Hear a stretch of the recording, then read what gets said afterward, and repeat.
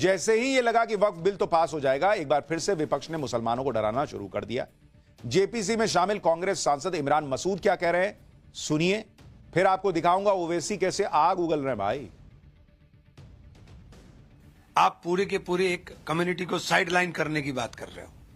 सारी प्रॉपर्टी आप कब्जा लोगे।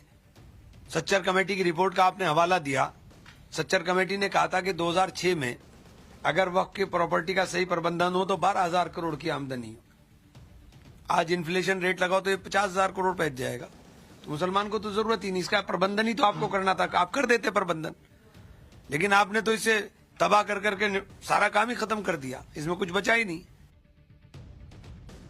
वक्फ बिल में जो संशोधन स्वीकार किए गए उसके बाद वक्फ बिल का क्या रंगरूप होगा, क्या स्वरूप होगा, वो आपको पहले ये देखिए कि वक्फ बिल को लेकर ओवैसी किस तरह से धमकी वाले मोड में आ गए। सुनिए जरा ओवैसी। मैं बता रहा हूं मोदी को, अगर ये वक्फ का कानून बनेगा तो मुल्क में सोशल इंस्टेबिलिटी पैदा होगी। हम भारत को 1980 और 1990 के दहे में लेकर जाएंगे। हम एक मस्जिद को खो चुके हैं मोदी, अब कोई मस्जिद कब्रिस्तान को नहीं खोएंगे। अगर आप मुल्क को विकसित भारत नहीं बनाना चाहते, अगर आप मुल्क को 1980 और 90 के दहे में लेकर जाना चाहते हैं, तो फिर आपको फैसला करना पड़ेगा।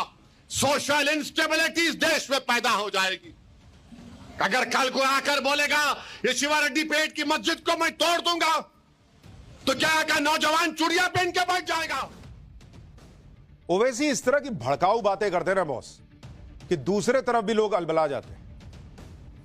भाई आप कह रहे चूड़ियां पहन के बैठा, भाई दूसरा पक्ष भी कहेगा कि हमने भी चूड़ियां पहनी है क्या। ये इस तरह की बातें नहीं करनी चाहिए। आप सांसद आदमी है भाई।